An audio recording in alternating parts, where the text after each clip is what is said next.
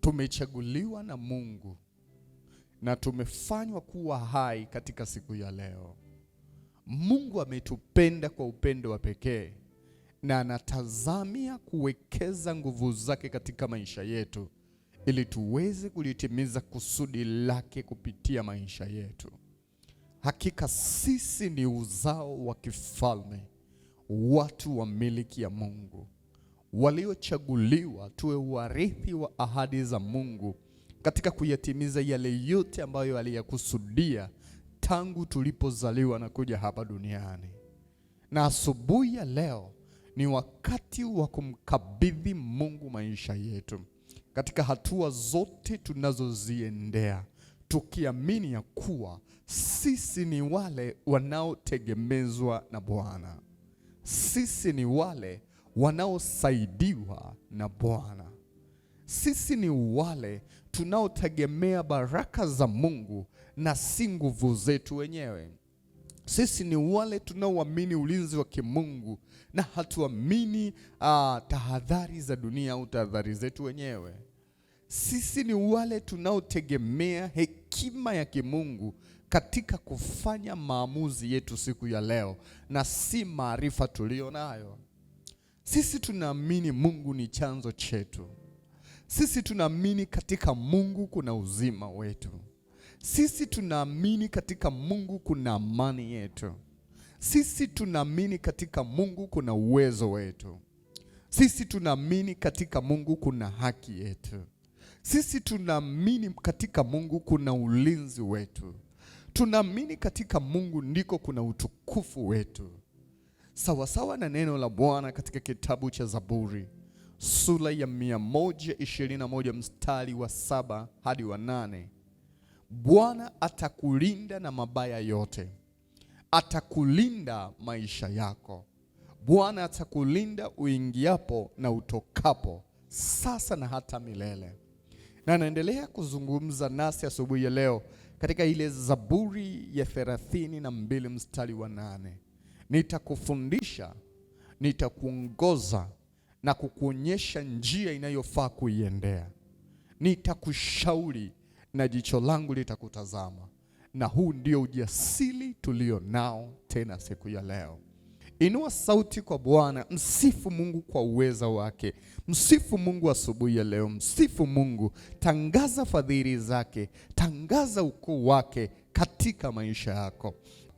Kuinulia Mungu sauti, mwambie Bwana ninakushukuru kwa sababu siku ya leo uwepo wako utakuwa nami. Uwepo wako utakuwa kazini kwangu. Uwepo wako utakuwa kwenye biashara yangu. Uwepo wako utakuwa na watoto wangu. Kama Musa anavyosema, uwepo wako ukiwa pamoja nasi hatutaangamia. Uwepo wako ukiwa pamoja nasi tutakuwa salama. Musa anatambua juu ya nafasi ya Mungu katika maisha yake. Mwambie Bwana nakushukuru kwa sababu uwepo wako utakuwa nami. Hakuna kitisho kitakachoniangusha, hakuna aibu itakayonigusa, hakuna ugonjwa utakaoniua, hakuna ajali itakayoniondoa, hakuna adui atakayeniteketeza. Mwambie Bwana nakushukuru kwa sababu ya uwepo wako. Bwana ninakushukuru kwa sababu ya uwepo wako. Inua sauti na mshukuru Mungu kwa ajili ya uwepo wake siku ya leo. Baba, tunakushukuru. Tunakushukuru Mungu wetu.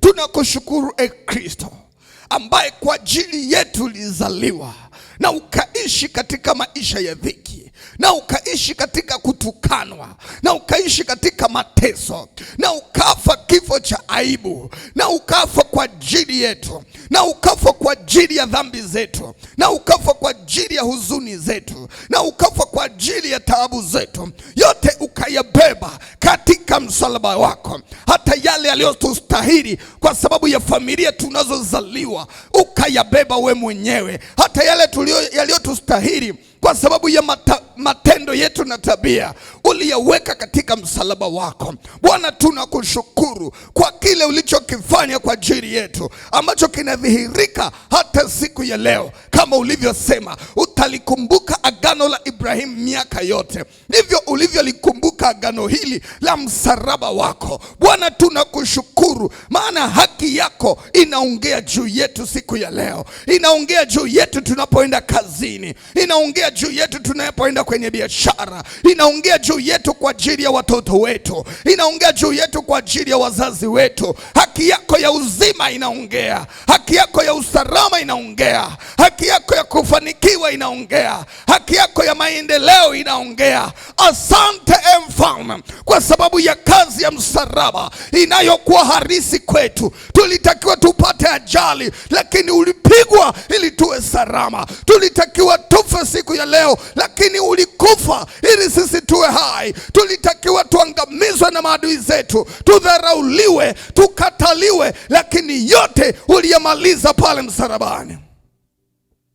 Asante Mfalme kwa sababu kwa ajili ya mabaya aliyotakiwa kutupata leo, tayari uliyalipia pale msalabani. Asante Mfalme kwa ajili ya yale ambayo yangewapata watoto wetu na wazazi wetu, tayari umeyalipa pale msalabani. Ikiwa adui angelikuwa na mpango wa kukomesha maisha yetu, wa kukomesha furaha yetu, ya kukomesha maisha yetu, Bwana, tayari ulilipa pale msalabani. Nasi tunakushukuru, tunakushukuru kwa ile kazi yako ya msalaba. Tunajua sio bure, na tunajua haikuishia wakati ule. Tunatambua, na hii ni imani yetu, ya kwamba ile kazi ya msalaba inakuwa harisi kwenye maisha yetu tunapoianza siku ya leo. Umetuweka katika nuru, acha nuru yako iwe harisi kwetu leo. Umetuweka katika furaha, acha furaha yako iwe harisi siku ya leo. Umetuweka katika amani, acha amani yako iwe harisi kwenye maisha yetu siku ya leo. Umetuweka katika uzima, acha afya njema iwe katika mifupa yetu, katika nyama yetu, katika damu zetu, katika viungo vyetu. Umepigwa ili tupone, acha uzima wako ingie ndani yetu.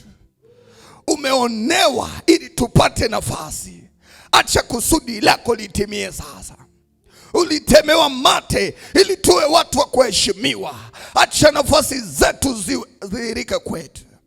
Tunapoiendea siku ya leo, tunapokwenda kazini, tunapokwenda kwenye biashara, tunapokwenda kwenye hatua zetu tulizo nazo, tunapoendea mipango ile, tunapoendea makubaliano hayo, acha kazi ya msalaba iwe harisi kwetu. Acha kazi ya msalaba iwe huru kwetu. Acha kazi ya msalaba iwe harisi kwetu. Acha kazi ya msalaba iwe huru kwetu. Hebu tangaza kila moja.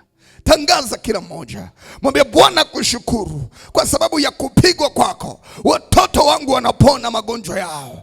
Kwa sababu ya kupigwa kwako afya yangu inarejea.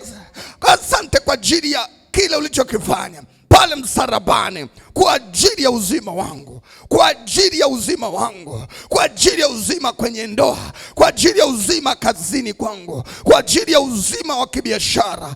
Bwana, asante kwa ile kazi ya msalaba.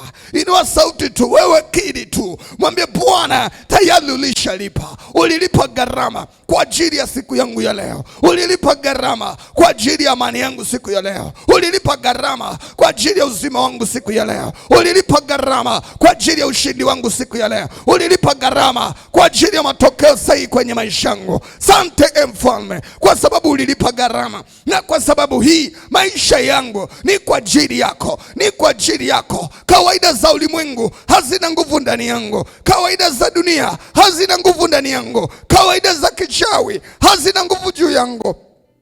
Kawaida ya ajali, kawaida ya tauni, kawaida ya vifo, kawaida ya hasara, kawaida ya kufukuzwa, kawaida ya kurudishwa nyuma, kawaida mbaya ambazo zingelitokea siku ya leo hazina nafasi, kwa sababu kawaida hizi zilishabebwa katika msalaba wa Yesu. Inua sauti yako na ukiri, Bwana, kwa sababu yako siku ya leo tunayo haki ya kurithi ahadi zako, kutembea katika utukufu wako, kutembea katika uweza wako, kutembea kutembea katika mamlaka yako. Hakika peke yako umetuondoa katika ule ufalme wa giza na kutuingiza katika ufalme wako. Umetuita kuwa watoto wako, hata kwa damu yako mwenyewe ukatununua na ukaiondoa haki ya shetani katika maisha yetu, na ukaondoa haki ya uharibifu kwenye maisha yetu, na ukaondoa haki ya mateso kwenye maisha yetu, na ukaondoa haki ya huzuni kwenye maisha yetu.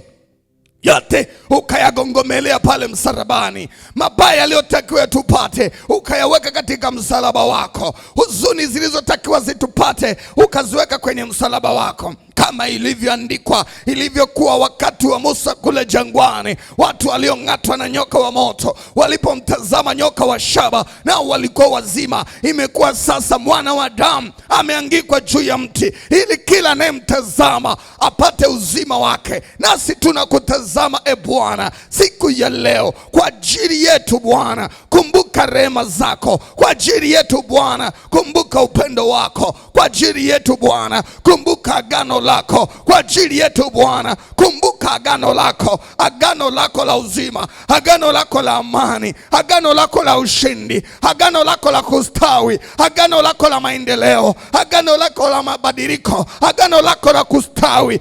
Bwana liongee juu yetu, Bwana liongee juu yetu. Sisi tunakutazama wewe kama nuru katika maisha yetu. Endelea kumwambia Kristo, endelea kumwambia Kristo. Mwambie asante kwa ajili ya gharama uliolipa kwa ajili ya uzima wangu. Asante kwa gharama uliolipa kwa ajili ya amani yangu. Asante kwa gharama uliolipa kwa ajili ya watoto wangu, kwa ajili ya mume wangu, kwa ajili ya mke wangu. Hata ninapoiendea siku ya leo, tangaza na uombe, tangaza na uombe, tangaza na uombe. Mwambie Bwana, ninakutazama, ninautazama msalaba wako, ninautazama msalaba wenye nguvu, ninautazama upatanisho wangu, ninaitazama haki yangu, ninaitazama amani yangu, ninaitazama nuru yangu vilivyo katika msalaba wako ninapoianza siku ya leo. Sante mfalme wa amani, sante Mungu mwenye nguvu, sante kwa ajili ya uwepo wako ambao unanyamazisha utendaji wa adui kwetu na unaufunua utukufu wako katika maisha yetu. Wewe Mungu uliyesema unatuwazia mema, unatukusudia yaliyo mema, na huu ni ukweli kabisa.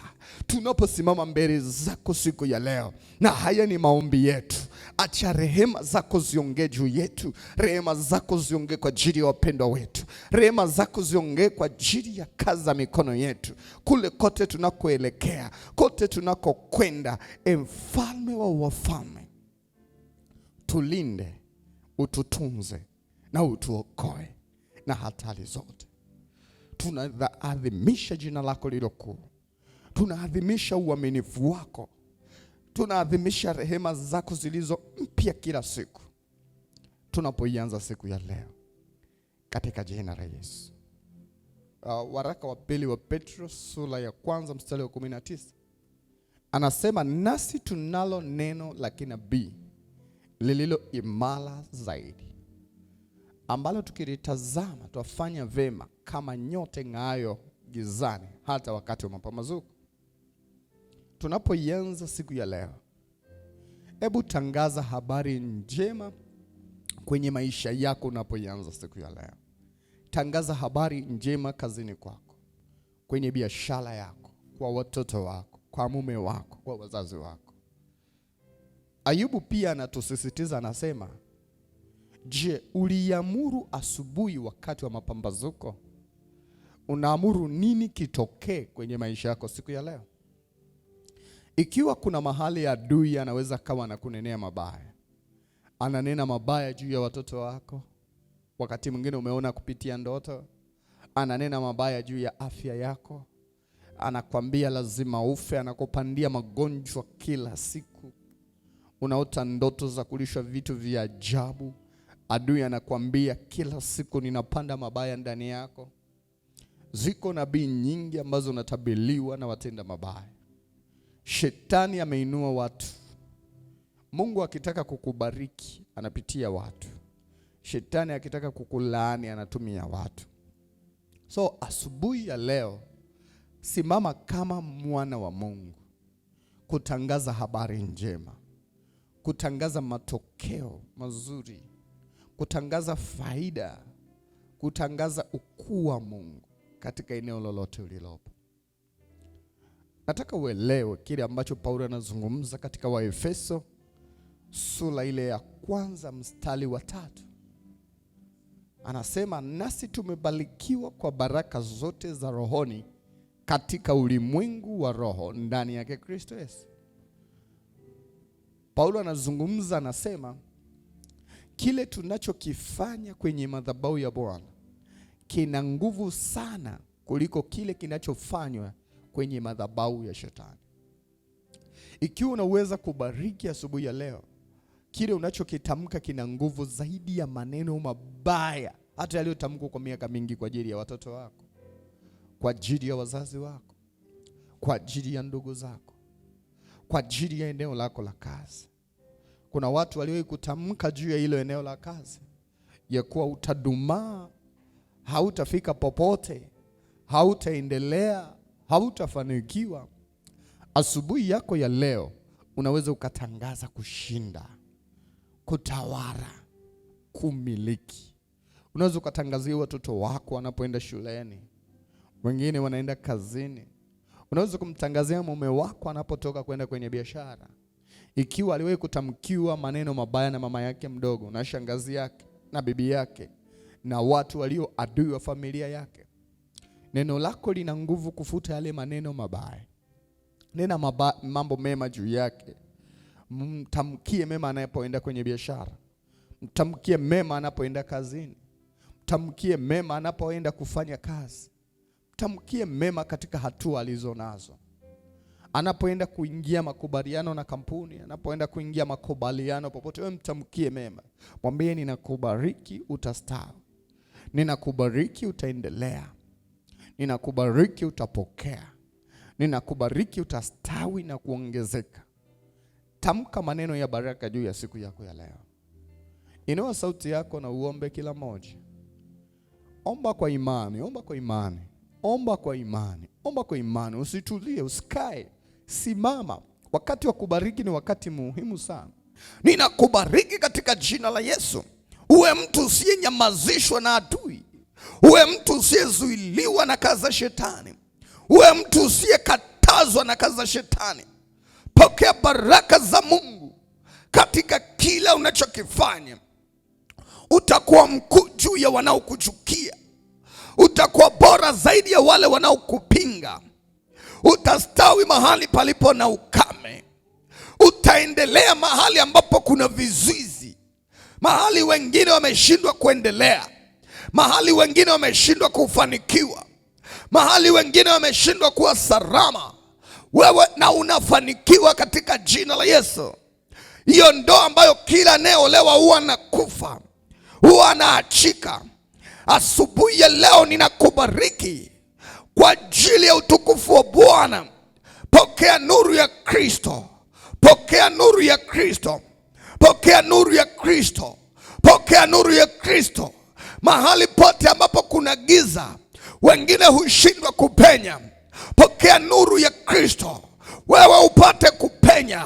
Mahali wengine wanashindwa kuendelea, pokea upako wa kuendelea. Pokea nguvu mpya kwa jina la Yesu. Pale ulipozuiliwa, pale uliponyamazishwa, pale ulipokatazwa, pale ulipoondolewa, katika jina la Yesu ninakubariki kwa baraka zote za rohoni katika ulimwengu wa roho. Utakuwa bora zaidi ya wanaoiamini miungu. Utakuwa bora zaidi ya waabudu Shetani. Utakuwa bora zaidi ya wanaotarajia maarifa ya kibinadamu. Ninakubariki katika jina la Yesu. Ninabariki maisha yako. Ninabariki hatua zako. Utalindwa na kuongozwa na Bwana na hautadhurika kwa madhara ya dunia. Ninabariki kazini kwako, ukastawi, ukaongezeke. Ninabariki mradi wako, ukafufuke na kuzaa faida. Ninabariki watoto wako, wakafanikiwe katika hatua yao inayofuata. Wasizuiliwe na laana za kichawi. Wasizuiliwe na roho ya vifo vya mapema. wasikamatwe na dunia hii, bali wawe bora zaidi ya dunia, bali wawe bora zaidi ya mtazamo wa kidunia, bali wawe bora na waushinde udanganyifu wa kidunia, katika jina la Yesu wa Nazareti aliye hai. Ninakubariki kila mmoja uliojiungamanisha na ibada hii. Ninakubariki kwa ajili ya hatua zako. Wewe ambaye umekuwa wa kushindwa miaka yote, leo pokea neema ya kushinda sasa. Wewe ambaye umekataliwa miaka yote, leo pokea neema ya kukubarika katika jina la Yesu. Uko uliyebarikiwa na unaitwa katika nafasi yako. Ninakuita mbarikiwa. Ninakuita mwenye kibali. Ninakuita mwenye kustawi. Ninakuita mwenye kuendelea. Hatua zako zimeongozwa na Bwana, na hautafeli tena, na hautaharibikiwa tena, na hautaonewa tena, na hautaondolewa tena. Ninakutangazia asubuhi ya leo. Ninakutangazia siku ya leo. Ninakutangazia majira haya. Nuru yako imewaka na haitazimwa na mtu yeyote. Unapoenda kazini, utauona wokovu wa Bwana katika jina la Yesu Kristo, Bwana Mungu aliye hai. Inua mikono yako juu. Ninakubariki katika jina la Yesu. Ninatangaza nguvu na ukuaji vikawe juu yako. Fursa zote zitakazotokea mbele yako zitazaa faida katika jina la Yesu. Ninakutambulisha kwa watu wazuri na watu walioandaliwa na Bwana kwa ajili ya destiny yako. Ninawaita watu wazuri kwenye maisha yako.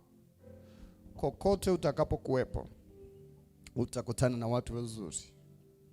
Ile neema iliyokuwa na Yusufu kwa Potifa, gerezani, kwa Farao, popote utakapokuwepo siku ya leo, kwa kuwa yeye ni Jehova Yahweh, Mungu asiyebadilika, neema ile iliyokuwa wakati wa Yusufu iwe juu yako tena katika jina la Yesu.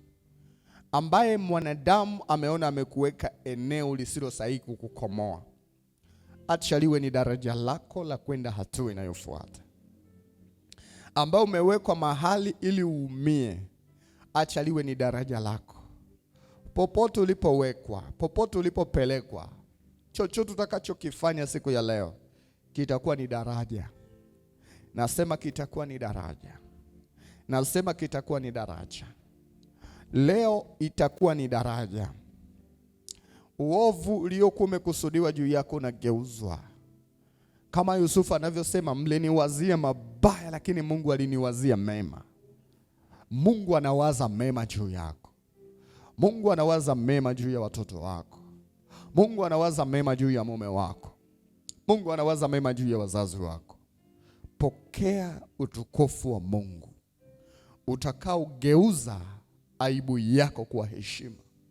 Pokea utukufu wa Mungu utakaogeuza taabu yako kuwa urithi wa kimungu. Popote pasipofaa ambapo umekuwepo muda mrefu, ninageuza liwe ni daraja la kwenda nafasi bora inayofuata. Popote ambapo umekuwepo, umeonewa na kudhalilika na kudhalilishwa na kuonekana hufai, popote ambapo pameondoa thamani yako, ninapobadilisha linakuwa daraja lako. I bless you in the name of Jesus. Ninakubariki katika jina la Yesu. Ongezeka mahali penye ukame. Pokea neema mahali palipo na giza. Mungu asiyeshindwa akutane na maisha yako leo. Akutane na ndoa yako leo. Akutane na uzao wako leo. Ninakuombea katika jina la Yesu. Maneno mabaya hayatatimia kwako. Ghadhabu ya shetani haitatimia kwako. Umeheshimishwa na Bwana kuwa ni mtu bora na sahihi katika jina la Yesu wa Nazareti. Sema amen. Inua sauti yako, sema ninakushukuru Mungu kwa ajili ya wakati mpya, maisha mapya, nguvu mpya, baraka mpya ambazo umeruhusu katika maisha yangu. Mshukuru Mungu. Omba kwa imani ukijua kuna jambo Mungu amefanya. Omba kwa imani ukijua kuna kitu Mungu amefanya. Uliyekuwa unalia muda mrefu, omba kwa imani. Uliyekuwa kwenye taabu muda mrefu, omba kwa imani. Mwambie Bwana nakushukuru. Umeniona hata mimi. Unakomesha huzuni yangu. Unakomesha taabu yangu. Unaniletea nafasi mpya. Unaniletea watu wapya. Unaniletea majira mapya. Ninalitukuza jina lako. Omba kwa imani. Omba kwa imani. Omba kwa imani. Popote ulipo, omba kwa imani. Tambua kile ambacho Mungu ametangaza juu yako kinatimia. Tambua kile Mungu ametangaza juu yako kinakuwa halisi. Tambua kile Mungu ameahidi juu yako kinakuwa halisi. Kili kwa imani. Kili kwa imani. Tangaza neno hili ni maisha yangu. Neno hili ni ubora wangu. Nimepokea nguvu kutoka kwa Bwana. Nimepokea neema kutoka kwa Bwana. Nimebarikiwa na Bwana. Nimeinuliwa na Bwana. Katika jina la Yesu. Amen. Bwana Yesu asifiwe. Hebu kwa dakika chache tujifunze neno la Mungu unapoianza siku ya leo. Ujumbe wangu asubuhi ya leo, nataka nizungumze na wewe juu ya imani katika Kristo inayoondoa vizuizi vya kiroho. Imani katika Kristo inayoondoa vizuizi vya kiroho. Fungua na mimi katika kitabu cha Daniel, tutasoma mistari miwili, mstari ule sura ya 10 mstari wa 13 na ule mstari wa 20. Daniel sura ya 10 mstari wa 13 hadi wa 20. Danieli ni moja kati ya vijana waliochukuliwa Yuda na kupelekwa Babeli kuwa watumwa katika dunia wakati ule. Na alikumbwa na ile adhabu ya Mungu iliyowapata wana wa Israeli na Yuda ikiwemo, kipindi ambacho walihubiriwa na Yeremia nabii juu ya badiliko lao na hawakubadilika. Kwa hiyo Yeremia alipofanyiwa mabaya alitoa laana ya miaka ya ukiwa, miaka ya adhabu ya kimungu kwa taifa, na akatoa adhabu ya miaka 70. Jambo hili lilikuwa harisi kwao sawasawa na unabii aliotoa Yeremia. Na hapa ndipo unapoweza kuelewa mtu wa Mungu ana uwezo wa kutamka mema kwako au mabaya kwako. Jambo hili unaona hata Joshua akilaani na kubariki pia, na yale yote aliyokuwa anatamka yanatokea, na manabii kadha wa kadha waliokuwa wanayanena. Sasa Yeremia alikuwa kati ya manabii ambao walitabiri juu ya upendo wa Mungu kwa mwanadamu na jinsi mwanadamu anavyomwacha Mungu na kufuata utaratibu na mienendo ya kidunia. Yeremia alitangaza wana wa Israeli kutoka kwenye maisha ya kipagani na kurudi kwenye nafasi yao kama wana wa Mungu. Na maonyo ya Yeremia watu wa Israeli hawakuyazingatia, wakamtendea mabaya na mabaya, na akainena laana juu ya nyumba ya Israeli na Yuda. Kwa hiyo baada ya Yeremia kufa, unaona ile adhabu inaanza kuishi sasa. Babiloni wanakuwa na nguvu na kuyateka mataifa, na mojawapo likiwa ni taifa la Israeli na Yuda. Na wakachukuliwa vijana kupelekwa utumwani, mojawapo alikuwa ni hawa vijana ambao habari zao tunazipata katika kitabu cha Daniel. Walipopelekwa kule Babeli, kumbuka walikuwa ni watoto wa kikuhani, watoto wa mahadhi. Hawakuwa watu wa kawaida, wakulima wa kawaida, lakini walikuwa ni watu wenye heshima kwenye nchi zao, na walikuwa ni wasomi. walipochukuliwa kupelekwa Babeli, walipofika kule walipewa nafasi ya kwenda kutumika katika jengo la ufalme kwa sababu walikuwa wasomi. Na katika maisha yao unaanza kuona namna ambavyo wanaendelea kumtumainia Mungu katika dhiki yao. Hawakuwa sawa na baba zao ambao walikuwa wamemwacha Mungu wao. Katika kitabu cha Danieli sasa sura hii ya 10 mstari wa 13 hadi wa 20 na mstari wa 20 ni maeneo ambayo yanaonyesha wakati ambao Mungu amesikia maombi ya Daniel na ametuma majibu kwa Daniel katika ile sura ya 10 hii. Na katika maeneo haya tunaanza kujifunza mambo kadha wa kadha ya kiroho ambayo tunaweza kuyatambua na kutupa nguvu ya kupiga hatua kwenda hatua inayofuata. Tunaanza kuona Danieli anaishi katika ulimwengu wa mwili, lakini pia anaanza kukutana na upinzani ambao chanzo chake unatokea katika ulimwengu wa roho. Danieli anamuomba Mungu kwa ajili yake na kwa ajili ya taifa la Israeli. Anaomba kurudishiwa uhuru wao ili waweze kurudi katika nafasi yao na wamwabudu Mungu wao. Anatambua ya kuwa kilichosababisha wawe katika hali walionayo ni kwa sababu ya walimwacha Mungu. Na Danieli anasimama katika zamu yake kumsihi Mungu rehema zake zitazame watu wake Israeli. Anaanza kuomba.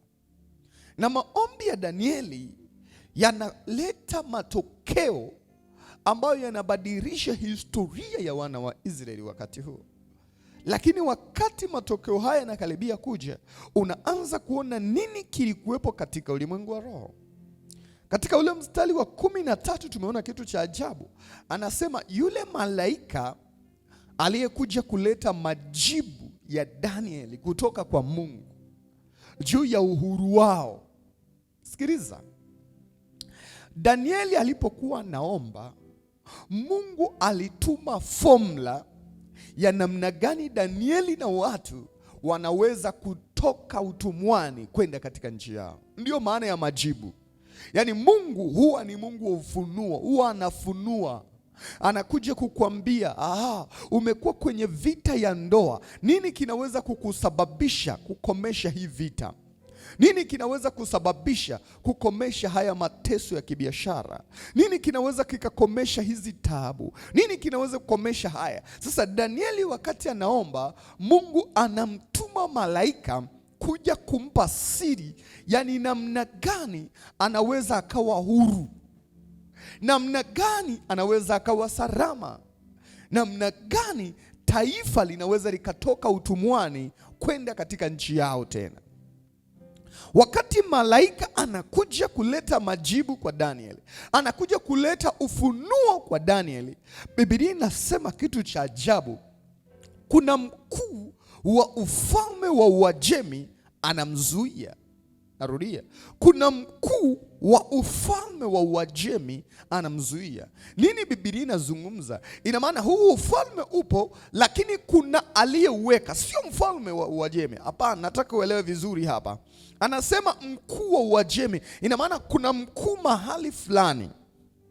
Kuna mkuu mahali, yani aliyeifanya hii iitwe Tanzania, anayeifanya hii endelee kuwa nchi, anayeifanya hii endelee kuwa nchi ya amani, anayeifanya hii endelee kuwa nchi ya utajiri au ya umasikini, yuko katika ulimwengu wa roho. Sikiliza, malaika hakabiliani na mtu wa mwilini. Malaika yeye alikuwa anazuiliwa na mtu wa rohoni. Kumbe hawa watu walikuwa wanauona Uajemi ni ufalme wenye nguvu, wanauona Umedi ni ufalme wenye nguvu, wanauona Uyunani ni ufalme wenye nguvu. Kumbe ili ufalme uwe na nguvu, kuna mkuu wake katika ulimwengu wa roho, ndiye anaufanya uwe na nguvu. Na watu wanaoishi katika ile nchi hawana namna ya kupenya kama yule mkuu wa Uajemi hawakubaliani nao. Kwa hiyo nguvu ya Babylon ilikuwa inatokana na mkuu katika ulimwengu wa roho katika ile anga la Uajemi. Sasa huyu malaika anasema amekuwa na vita na mapambano ya kiajabu na huyu mkuu wa ufalme wa Uajemi. Wakati analeta ufunuo kwa Daniel, yeye anamkataza, yeye anamzuia. Kwa hiyo ikawepo vita pale juu katika ndani ya siku 21. Malaika wa Mungu anayeleta ufunuo wa kimungu kwa Daniel anapata vizuizi asiweze kumpa siri Danieli ya kuvuka kutoka pale. Na Biblia inasema akaja malaika anayesimama mbele, yani anasema wakuu, malaika mwenye nguvu, mwenye uwezo, akaanza kupambana naye. Na anasema akanisaidia, ina maana akashika nafasi yangu, ina maana anashughulika na mkuu wa Uajemi na mimi ninakuletea. Na anasema hivi, baada ya huyu mkuu, yani Mikaeli kushuka, likaongezeka jeshi lingine. Anasema pamoja na wafalme wa Uajemi. Sijui kama unaelewa.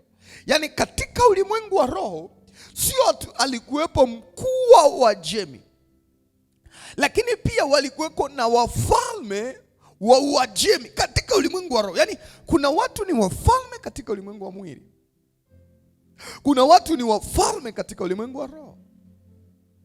Sasa katika ulimwengu wa roho, katika lile anga la Uajemi, kuna mkuu wa Uajemi, lakini kuna wafalme wa Uajemi. Tukirudi katika kitabu cha Waefeso sura ya 6 mstari wa 12, utaanza kuona juu ya kila falme na mamlaka katika ulimwengu wa roho. Sasa hawa ni viongozi katika ulimwengu wa roho ambao wanaamuru nini kitokee, nini kiendelee. Wanashughulika na ufunuo wa kimungu usije kwa Danieli. Katika huu mstari wa 20 anasema kitu cha ajabu. Ni kweli nimekuja kukupa ufunuo huu, ni kweli nimekuja kukuonyesha yale Mungu utakayoyafanya, Mungu, uwepo wa Mungu ukaingilia kati yako mkatoka uhamishoni. Lakini nataka uelewe, nitakaporudi kuendelea kupigana na mkuu wa Uajemi, tazama mkuu wa Uyunani atakuja. Sikiliza kitu cha ajabu, ya kwamba kama mkuu wa Uajemi nitamwangusha, atasimama tena mkuu wa Uajemi kushughulika na wewe. Kuna kitu ningetaka uelewe hapa. Hali tulizonazo katika maisha yetu zinaendana na yule mkuu katika ulimwengu wa roho anachokiamua. Yaani kuna watu kwenye familia zetu, kuna roho zinazoendesha familia. Nani afe, nani awe hai, nani aolewe, nani abaki nyumbani, nani azae, nani awe tasa, nani aharibikiwe, nani apate faida. Unaweza kukuta kwenye familia, kuna familia moja tu ndiyo masikini kwenye ukoo. Hiyo familia tu ndio inazalisha walevi, ndio inazalisha wadada wasioolewa. Wale wote wengine wamefanikiwa, lakini familia moja tu imebeba laana za ukoo. Wengine familia moja ndio imefanikiwa, alafu zingine zote ni masikini. Hali tulionayo katika maisha yako ya kimwili ina reflect kile kinachoendelea katika ulimwengu wa roho. Kwamba katika ulimwengu wa roho unaweza kudhibitiwa, baraka za Mungu zisije kwako, utukufu wa Mungu usije kwako. Unasema pastor, ninaomba, pastor, ninafunga, lakini cha ajabu hakuna ufunuo unakuja. Ngoja nikwambie, siri ya kutoka katika taabu yako ni ufunuo. Yaani Mungu ndiye anayekufunulia. Kwa mfano, una kampuni. Kuna mwanangu wakati anaanzisha kampuni, Mungu aliponisemesha juu yake, Mungu akawa anampa ufunuo kwamba mwanangu, ukifanya hili, mwanangu, ukitenda hili. Sikiliza, ufunuo ndicho kitu ambacho kinaleta uhuru kwenye maisha yako. Yaani ndicho kinacholeta direction. Sasa shetani anachopambana nacho ni kuzuia ule ufunuo wa kimungu usidhihirishwe kwako. uendelee kushindwa, uendelee kutaabika, uendelee kuharibiwa, ndicho ambacho shetani anakusudia kwenye maisha yako. Ini ajabu.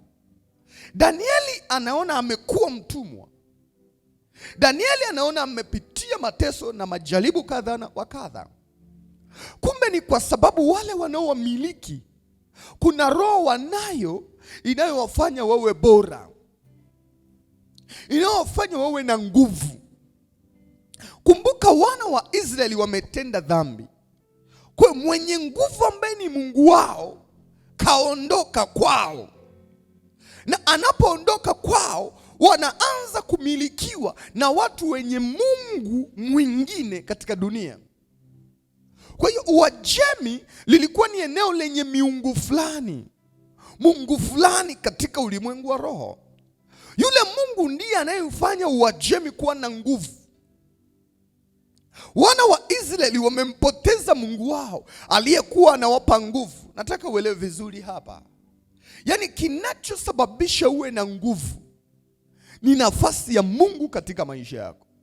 Kama Mungu hayuko pamoja na wewe, hauwezi kushinda wala kufanikiwa katika lolote unalolifanya. Kwa hiyo wana wa Israeli baada ya kukosana na Mungu, Mungu alipowaacha wanakuwa watu dhaifu katika ulimwengu wa mwili. Kwa kuwa katika ulimwengu wa roho yule aliye mkuu Jehova Yahwe hayupo, wanajikuta tayari wamekuwa dhaifu. Na wanapokuwa dhaifu wanamilikiwa na taifa lenye mungu mwingine ambayo ilikuwa ni Uajemi. Huu Uajemi ukawa ni ufalme. Wanadamu wanaona ni ufalme, una askari, una silaha. Lakini Danieli anapokuwa naomba, wakati anapokea majibu, anakuja kushtuka, anagundua kumbe kilichotufanya tuwe watumwa, tushindwe kujiokoa, mbinu zetu zisitusaidie. Kumbuka Danieli amekuwa hadi ni waziri mkuu, lakini hawezi kutangaza uhuru wa watu wake. Anakuja kugundua alikuweko Mungu anayewa control. Sikiliza, yani wao wamekuwa ni nchi, walikuwa na Mungu wao, Mungu wao wamegombana, amewaacha. Wanakuja kumilikiwa na watu wenye miungu mingine.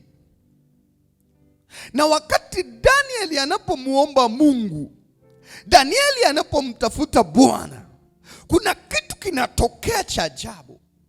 Mungu anatuma ufunuo wa namna gani Danieli ataweza kuwa na nguvu tena, namna atakavyorejesha mahusiano kati ya Mungu na yeye, kati ya Mungu na taifa, ili wawe na nguvu tena. Hii ni ajabu. Wakati yule malaika anakuja kuleta huo ufunuo, anapofika Uajemi, Biblia inasema mkuu wa Uajemi amenizuia, nimepambana naye kwa siku 21. Just imagine, malaika wa Mungu anazuiliwa na Mungu wa kipagani, Mungu wa kuzimu, 21 day. Just imagine. Kwa siku 21 ana struggle, anapambana. Biblia inasema hata yule malaika kati ya wakuu, yule malaika asimame mbele za Bwana, ameshuka kunisaidia, nimemwacha anapambana na mkuu wa Uajemi. Lakini jambo la ajabu, baada ya kuanza kupambana na mkuu wa Uajemi, hata wafalme katika ulimwengu wa roho wa Uajemi nao wamemwinukia. Kwa hiyo ana vita ya ajabu kule, anapambana na mkuu wa Uajemi. Sikiliza kwa makini hapa, na anapambana na wafalme wa Uajemi. Anazungumzia nini? Katika kitabu cha Efeso unaona katika ile sura 6:12. Katika ulimwengu wa roho kuna roho ambazo zina mamlaka, zinatawala. Yaani kuna roho inatawala Arusha, kuna roho inatawala Moshi, kuna roho inatawala Geita, kuna roho inatawala Dar es Salaam. Roho zile. Sasa zile roho zinazotawala yale maeneo ndio tunaita wafalme katika ulimwengu wa roho. Sijazungumzia hawa wafalme waliokuwepo katika ulimwengu wa mwili, kwa sababu vita ya Daniel ilikuwa ni ya rohoni. Sasa wale wafalme wote wa Uajemi, kila mmoja ana tabia yake. wameinuka kushughulika na malaika yule, na yule mkuu wa Uajemi ambaye ndo Mungu mwenyewe wa Uajemi, na anashughulika nao. Malaika anapenya mpaka kwa Danieli, na wakati anazungumza katika huu mstari wa 20 anaonyesha kitu cha ajabu sana. Anasema hivi, baada ya kukupa ufunuo wa kuitawala Babylon, nini kitatokea? Anasema nitakapotoka huku atainuka na mkuu wa Uyunani. Sikiliza kitu cha ajabu. Yaani wakati anaangushwa mungu wa Babylon, atainuka mungu mwingine kutoka Uyunani. Bwana Yesu asifiwe. Danieli alikuwa anafundishwa na malaika namna ambavyo mataifa yatakayokuwa yanainuka na Mungu atakaye kuwa nyuma ya yale mataifa. Zile nguvu za yale mataifa zitakuwa zinatokana na miungu wanayoiamini. Danieli ndio anachoambiwa, na ni muhimu kuelewa katika ufunuo wa Danieli. Danieli alikuwa anaelezwa likiinuka taifa la Tanzania, Mungu yupi atakuwa pale? Mungu yupi atakuwa pale? Kwa hiyo malaika anampa ufunuo, anamwambia kitu cha ajabu. Anamwambia hivi, kilichokufanya uwe ni mtumwa, kilichokufanya uwe ni dhaifu, kilichokufanya usiwe chochote, haukuwa na Mungu. Namba 2, ukawa chini ya watu wenye Mungu mwenye nguvu zaidi yako. Ina maana Mungu wao akaanza kukukontrol hata wewe na watu wako, haijalishi una cheo au hauna cheo. Anaendelea anazungumza, anasema, na hata ninapotoka mahali hapa, yuko mkuu wa Uyunani, yuko Mungu kutoka Uyunani anainuka juu yako pia Daniel. Kwa tunaanza kuona pembe. Nini kina Mungu anazungumza? Anazungumza juu ya ukuu wa miungu itakayoinuka kushughulika na taifa la Israeli. Sikiliza, anayekabiliana na wewe na kushinda inategemea na Mungu aliye naye.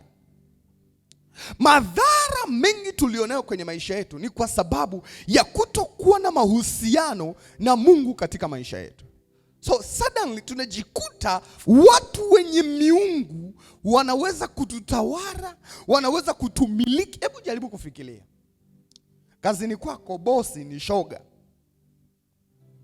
Jaribu kufikiria, bosi wako anaabudu mizimu, bosi wako ni mwabudu shetani. Ndiye anayekutawala, ndiye anayejua Jumapili huyu mtu atajazwa Roho Mtakatifu, mpangie zamu ya kazi. Jumapili, yani yule anatembea, anashughulika na wewe. Na ndio maana Biblia inasema wakati walipoona Danieli ana nguvu, walitafuta kujua chanzo cha nguvu zake, wakataka kwenda kumfarakanisha na Mungu wake. Oh, haleluya. Mungu wa ajabu anapokuwa kwetu, hatuwezi kushindwa na mwanadamu yeyote mwenye shetani. Sikiliza, nguvu yako, uwezo wako unategemea na mahusiano yako na Mungu. Kama una Mungu ndani yako. Sasa nielewe vizuri, Mungu sio fedha brother. Mungu sio shamba, Mungu sio kiwanja kama umenunua umeweka pale, kile kiwanja cha kwangu, ile apartment ya kwangu. Mungu hayuko hivyo. Hata hawa wakuu wa Babylon walikuwa wana uwezo wa kuitawala Babylon kwa sababu walikuwa wanaabudiwa. Unaona, zinatengenezwa sanamu, idols, zinaabudiwa kuwakilisha ile miungu yake. Wewe hata tu ibada tu ya asubuhi ya leo ni kwa sababu tu unaja kufanya, unasikiliza tu. Lakini watu wanaoelewa wanajenga mahusiano na Mungu wao, wanajenga mahusiano na miungu yao. Unashangaa unaposikia mtu katoa kafara mke wake, unaposikia mtu katoa kafara mtoto wake, unaposikia mtu katoa kafara vitu vizuri, vitu alivyovipenda kwa ajili ya kustawi na kuongezeka katika ulimwengu wa roho. Sikiliza, ukizubaa watu ambao wana miungu watakutawala.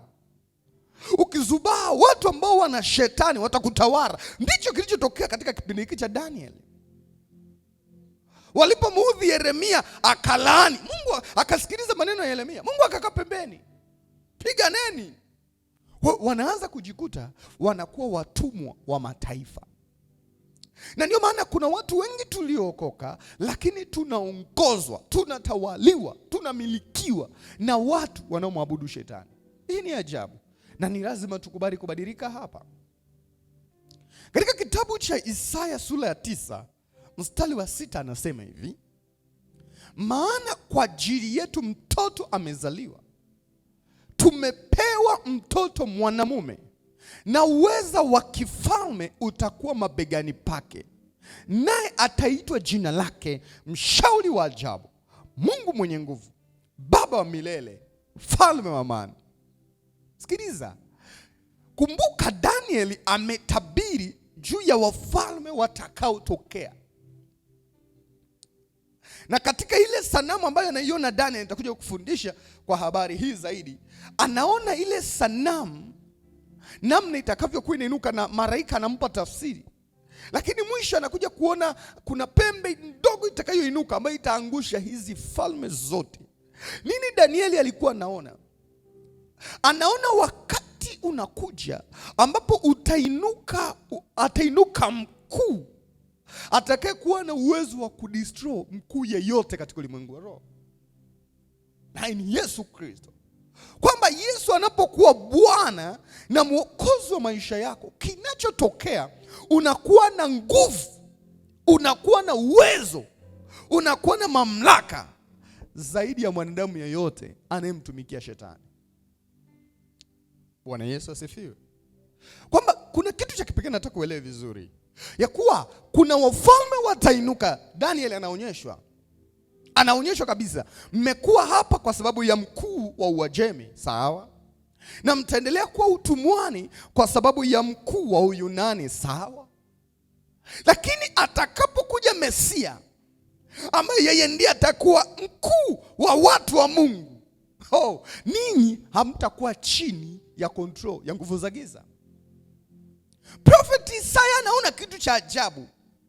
Isaya wakati anatabiri ulikuwa ni utawala wa mkuu wa Uyunani ambao unamuona Danieli anadokezwa kama mkuu wa Uyunani anakuja. Rumi ndiyo ilikuwa inatawala dunia wakati ule. Sasa anakuja. Biblia inazungumza katika Isaya, anasema na uweza wa kifalme utakuwa mabegani kwake, naye ataitwa Mshauri wa Ajabu, Mungu mwenye nguvu, Baba wa milele, Mfalme wa amani. Kwa hiyo anakuja kunyamazisha na kuondoa nguvu za wafalme wa dunia, wafalme wa kuzimu, wafalme wa anga, wafalme wa bahari. Biblia inatupa siri, inatuambia wakati ambao tumekuwa chini ya falme za kichawi, falme za kiganga. Niwe kutoa ushuhuda huu wakati naenda Mtwara. Nilipofika pale nikawa naona hali ni mbaya. Mungu akanipeleka eneo moja inaitwa Mikindani. Lile ni eneo muhimu la kiroho pale Mtwara mjini. Ukivuka lile daraja la Mikindani unakuwa na roho ya utumwa. Na ndio maana watu wanapoenda Mtwara, anapoingia tu pale mjini anawaza ataondoka lini, kwa sababu kuna roho zinatawala pale Mikindani ambazo zinamuamuru kila mmoja awe mtumwa tu. Na ndio maana unaingia katika ule mji unakuta watu hawajengi, watu wafanye biashara. Eneo nililokuwa na kanisa linaitwa Mitengo. Wakati tunaanza huduma pale, hakuna nyumba imeisha, kuna nyumba za wenyeji tu. Mtu ukinunua kiwanja pale, ukinyanyua, ukifika eneo fulani, hela zinaisha, majanga yanaanza kutokea. Tulipofika pale, tulipoanza kuomba, tulipoanza kufunga kama kanisa, kitu cha ajabu kilianza kutokea. Watu wakajenga nyumba. Ukifika mtaa ule wa Mitengo unashangaa nyumba nyingi mpya. Unashangaa kuna watu wengi. Kuna watu tuliwahi kufika pale tukadestroy kazi ya mkuu wa giza, tukamwondoa mkuu wa anga pale. Ungewauliza washirika tulioanza nao pale, kuna watu walikufa kwa sababu ya kupambana na sisi. Walikufa waliokuwa wanatawala lile anga, waliokuwa wanatawala lile eneo, walikufa. waliletwa waganga kutoka Mozambiki, waliletwa waganga kutoka Lindi, wanakuja kushughulika na sisi, tukadestroy nguvu zao. Watu wanashangaa, sio kwamba waliokuwa wanajenga wameokoka. No. Ule utawala wa kipepo ukafa lile eneo. Kwa hiyo mtu anashangaa anapata fedha anajenga, ukageuka kuwa mji. Mji ukawa na umeme, mji ukawa na barabara, mji ukawa na maji. Eneo ambalo lilikuwa linaonekana ni polini, lakini ameingia mtu wa Mungu, amedestroy kazi za shetani. Sikwambii kitu cha kawaida. Ukiwauliza watu wale watakwambia. Siku moja mwenyekiti wa mtaa alikuwa ananiambia, yani wewe umekuja na baraka. Na alishajua huyu mtu aliyekuja kwenye mji wetu sio mtu wa kawaida. Nataka nizungumze na wewe, hata wewe, yani kazini kwako unaweza kunyamazisha kazi za shetani. Unaweza kudestroy kazi za kipepo. Unaweza kuondoa kazi za mizimu. Umeolewa kwenye familia ambayo hakuna mtu anafanikiwa kwenye ukoo huo, mume wako anakuwa wa kwanza. Umeolewa kwenye familia ambayo kuna vifo vya mapema, unabadilisha hiyo hali. Umeingia kwenye kampuni ambayo inafanya watu kwa mazezeta, unabadilisha hiyo hali. You are a man of God. Ndani yetu umeweza zaidi ya uweza wa miungu ya dunia. Sikiliza, malaika wanashindwa, wanapambana, lakini Isaiah prophet anasema naye atakuja ambaye uweza wa kifalme utakuwa mabegani pake, naye ataitwa jina lake Mshauri wa Ajabu, Mungu mwenye nguvu. Mungu mwenye nguvu. Kwa nini anaitwa Mungu mwenye nguvu? Ukisoma katika kitabu cha Malaki anajitambulisha, Yesu ni Mungu mwenye nguvu, the mighty God. Kwa nini ni Mungu mwenye nguvu? Ni Mungu anayeshinda kila Mungu katika eneo lilopo. Unaweza ukaishi katika mtaa kuna roho ya umasikini, kuna roho ya talaka kwenye mtaa tu. Kwa mshirika wangu alikuwa ananiambia, kwenye eneo letu kila mmoja ameachana na mume wake. Ambaye hajaachana mke wake kafa au mume wake kafa. Ile roho inatembea lile eneo. Sasa wewe unapandwa eneo lile kwa ajili ya kuondoa ule utendaji wa kipepo. Sikiliza. Ndicho Mungu anachokupa. Ndio maana ukikutana na mimi au ukinisikiliza, uwefuatilia. Mimi si mchungaji wa mazezeta. Mimi ni mchungaji wako, ili hata watoto wako wajivunie, wasema kama sio huyu mchungaji, mama asingekuwa na nyumba, baba asingekuwa na gari. Sikiliza. Unaingia mahali ambapo shetani kakamata ule mji, una destroy hiyo kazi. Unaingia katika eneo ambalo kuna nguvu za kipepo, wewe unaenda na nguvu za Bwana. Unawezaje kufanya hivi? Mahusiano yako na Mungu. Mahusiano yako na Mungu. Ni kweli unaweza ukasema nitazivunja hizi kazi kwa sababu naomba, lakini unahitaji mahusiano yako na Mungu. Wakati naenda eneo hili niliokupa ushuhuda, mimi niliwekeza katika eneo la ibada. Maana najua hapa kuna ibada za kichawi. Hapa kuna unyango, hapa kuna nini? Kuna maharusi ya kichawi katika ule mtaa. Kila siku unasikia mamiziki, pamechangamka kweli ule mtaa. Na mimi nilivyofika nikaanzisha ibada yenye nguvu ambayo haijawahi kusikika katika lile eneo. Mwezi wa kwanza, mwezi wa pili, mwezi wa tatu, mbingu zikaachia. Mahusiano yako na Mungu. Hata kama umezaliwa kwenye ukoo mbaya, unatisha. Mungu ni Mungu baba. Mungu hashindwi, anajitambulisha. Anasema yeye ni Mungu mwenye nguvu, na lazima aonyeshe nguvu zake. Hakuna mlima ambao hauwezi kuondolewa na yeye. Hakuna giza lisiloweza kuondolewa na yeye. Hakuna matatizo yasiyoweza kuondolewa na Yesu. Narudia, Yesu ana uwezo zaidi ya miungu yote. Naongea kwa ujasiri.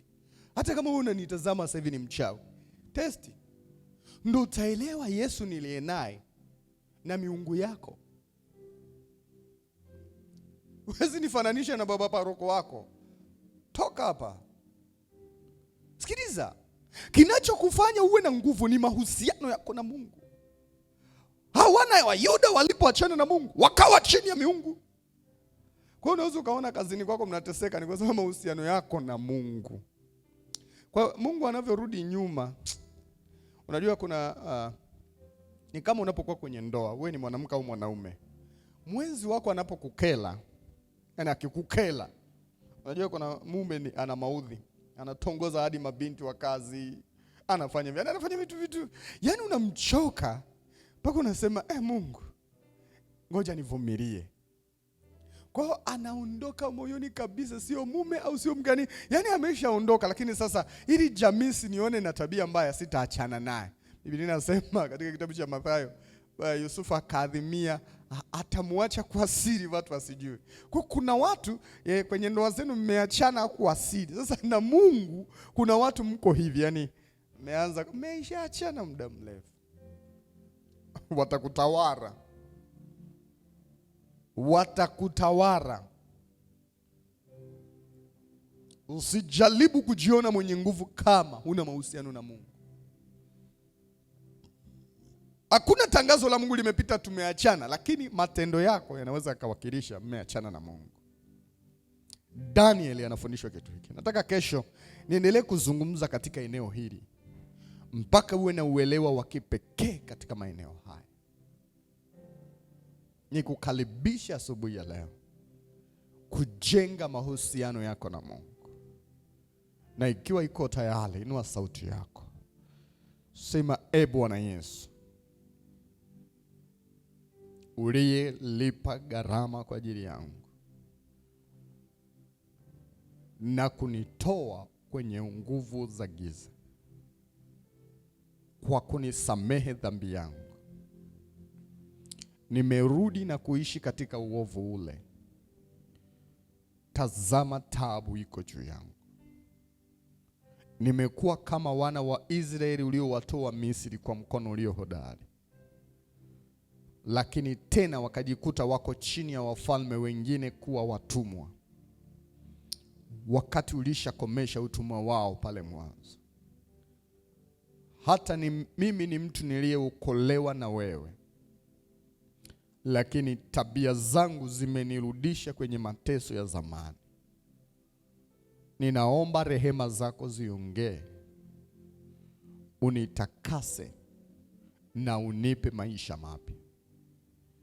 Ninachagua kurudi kwako siku ya leo. Ninaomba unikubali na unitakase kwa ajili ya maisha mapya. Ninajua katika wewe ndipo kuna uhuru wa kweli, na msamaha wako ndio unaoweza kuniweka huru. Ninasimama mbele zako, Mfalme, nikiwa na kiu ya wokovu na kutolewa katika utumwa ambao nimeishi tena baada ya kukuacha. Naomba unitakase asubuhi ya leo. Ninaomba uponyaji wako juu yangu katika jina la Yesu. Ninakiri wewe ni mtakatifu na haukushindwa kuniokoa, ila mimi ndiye niliyekuacha. Naomba unirehemu na unifanye kuwa mtoto wako tena, na uhuru wako uwe juu yangu sawa sawa na wingi wa rehema na fadhili zako, katika jina la Yesu. Mimi nimeokoka, sitatenda dhambi tena, katika jina la Yesu. Amen.